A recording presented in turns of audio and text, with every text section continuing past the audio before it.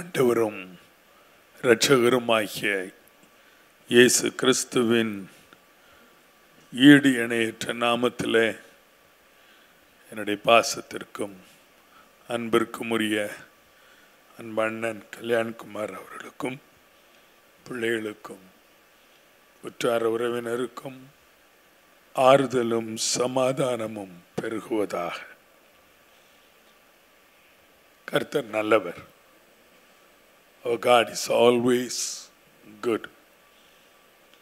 அவர் யாருக்கும் எப்பொழுதும் ஒருபொழுதும் தீங்கு செய்கிறவர் அல்ல.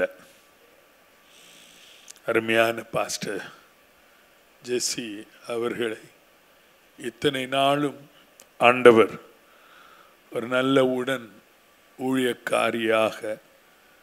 ஊழியராக தந்து இந்த அருமையான ஊழியத்தை கட்டி எழுப்பும்படியான பக்க பலமாய் அவர்களை ஆண்டவர் ஏற்படுத்தி குறித்த நாள் வரும்போது ஆண்டவர் தம்முடைய ராஜ்யத்தில் மகிழ்ச்சியோடு மகளை தம்முடைய நேச மார்பிலே இளைப்பாறும்படிய அழைத்து கொண்டார். அவருடைய கடைசி நிமிடங்களை இந்த காலையிலே நான் வீடியோ மூலமாக பார்த்து கொண்டிருந்தேன். அந்த 5 மணி நேரத்திற்கு முன்பாக அன்பு தேவதாசன் அண்ணனோடும் 2 பிள்ளைகளோடும் அவர்கள் தனிமையாக நேரத்தை செலவிட்ட அந்த காட்சி பார்க்கும்போது I could able to see a divine presence. அவருடைய முகத்திலே ஒரு தெய்வீக பிரசன்னத்தை காண முடிந்தது. நால்வரும் சேர்ந்து அந்த தெய்வீக பிரசன்னத்தை மூடின இந்த மேகத்துக்கு கீழே இருப்பதை என்னாலே உணர முடிந்தது. இது எல்லாரும் இருக்கக்கூடிய ஒரு அனுபவம் அல்ல. ஆனால் அவர்களுடைய விடாமுயற்சி 4 ஆண்டுகள் இந்த பாடுகளின் பாதையிலே எவ்வளவு வேதனையோடு போனாலும் தான் சேவித்த ஆண்டவரே ஒருபோதும் குறை சொல்லாதபடி மறுதலியாதபடி அவருக்காக தன்னுடைய வாழ்க்கையே நம்முடைய மண்ணிலே அவர்கள் விதைத்திருக்கிறார்கள்.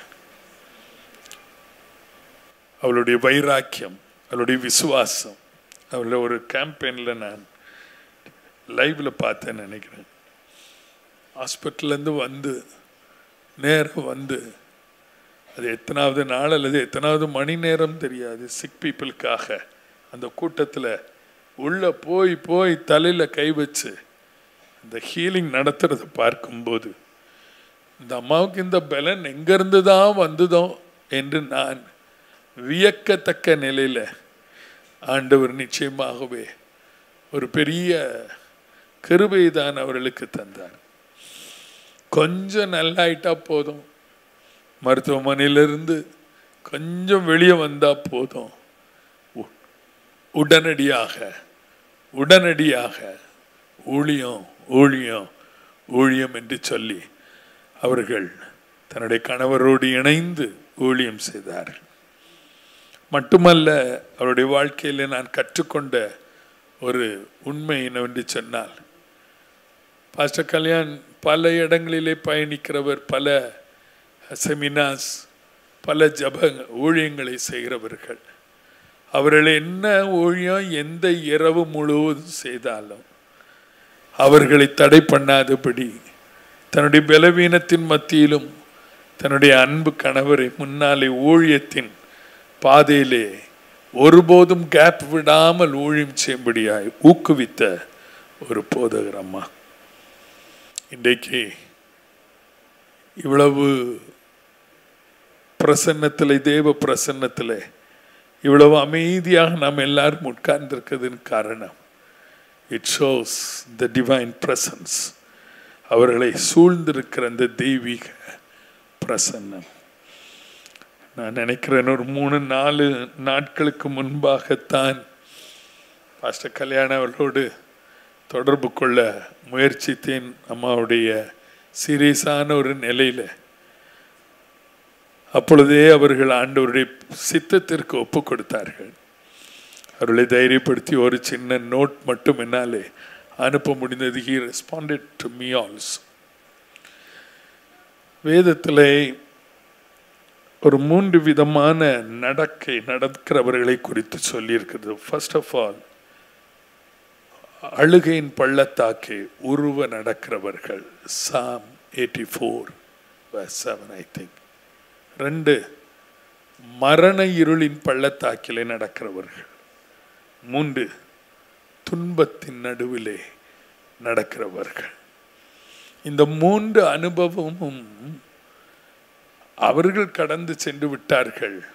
பட் அந்த 3 அனுபவமும் அவளோடு ஒரே சரீரமாயிருந்த மதிப்பிற்கும் பாசத்திற்கும் உரிய அருமையான கல்யாண்குமார் அண்ணனுக்கு உண்டு. அவள் நடந்து வந்த பாதை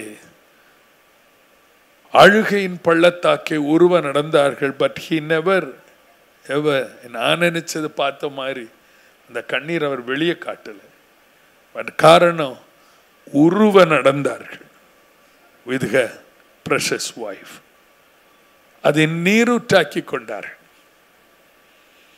இந்த நாளிலே ஆண்டவர் பாஸ்டர் கல்யாணம் அவர்கள் கொடுப்பது, எங்கெங்க ஊழிய குளங்கள் நிரம்பாம இருக்கும் அந்த குளங்கள் எல்லாவற்றிலும் அவருடைய ஆண்டவருடைய தெய்வீக மழை is going to fill, அந்த குளங்களை நிரப்ப போகிறது.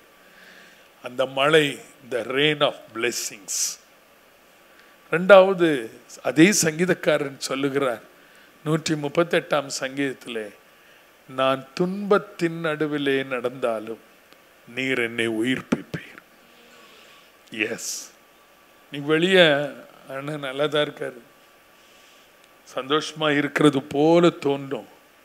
But if you open his heart, spirit, man, எந்த அளவிற்கு அவர் துன்பத்தின் நடுவிலே போயிருக்கிறார் என்பது நாங்கள் அறிந்த உண்மை.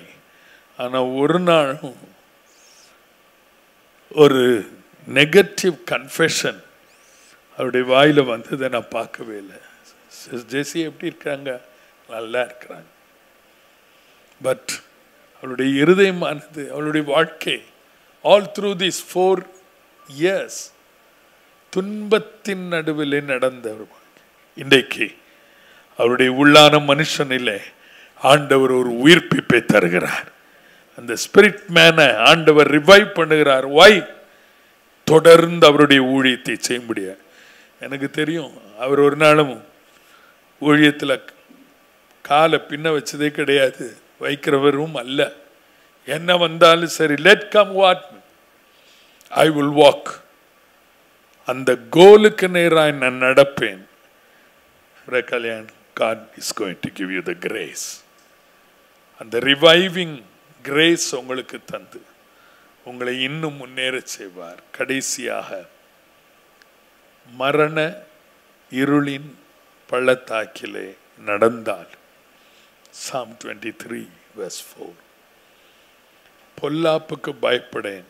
அந்த வசனம் பாஸ்டர் ஜெசி, மரண இருளின் பள்ளத்தாக்கில் நடந்தால் பொல்லாப்புக்கு பயப்பட்டவர்கள் இல்லை.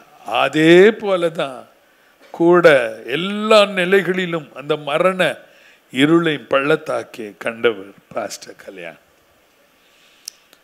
பொல்லாப்புக்கு அவர் பயப்படவில்லை. ஒரு சில 2, 3, 4 நாட்களுக்கு முன்பாக அவருடைய மெசேஜை நான் பார்த்தேன்.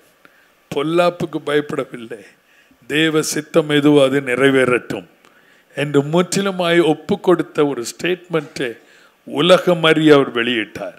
எல்லாரும் செய்ய முடியாது, ஜெபம் பண்ணுங்க ஜெபம் பண்ணுங்க. ஆனால் அவர் அப்படி அல்ல. Let the will of God be done. தேவ சித்தம் நிறைவேற ஒப்பு கொடுத்தவர். காரணம் என்ன தெரியுமா? உமது கோலும் உமது தடியும் என்னை தேற்றும்.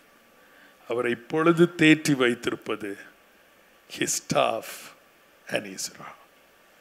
ஒரு ராடு போல நமக்கு இருக்கலாம், பட் அது தேற்றுகிற ராட் தான். கோல் எதை காண்பிக்கிறது? அவருடைய வசனம். அவருடைய வசனம்தான் அவரை தேற்ற வேண்டும். அந்த சங்கீதத்தின் கடைசி பகுதி சொல்லியிருக்கிறது, ஜீவனுள்ள நாளெல்லாம் நன்மையும் கிருபையும் என்னை தொடரும். நான் தொடருவேன் என்று சொல்லவில்லை. I will follow the goodness and mercy of the Lord all through my life. No. Goodness and mercy shall follow me all through my life. என்ன, நீங்க தேடி போகாமலே நன்மையும் கிருபையும் உங்க ஊழியத்தில், உங்களுடைய தனிப்பட்ட வாழ்க்கையில், அன்பு பிள்ளைகளுடைய வாழ்க்கையில் நிச்சயமா தொடர ஆரம்பிச்சுட்டு அது தொடர்ந்து கொண்டே இருக்கும். அந்த நன்மையும் கிருபையும் தொடர துவங்கினது யாருன்னா பாஸ்டர் ஜேசி. அவங்க தொடர்ந்துட்டு ஓடி முடிச்சிட்டாங்க.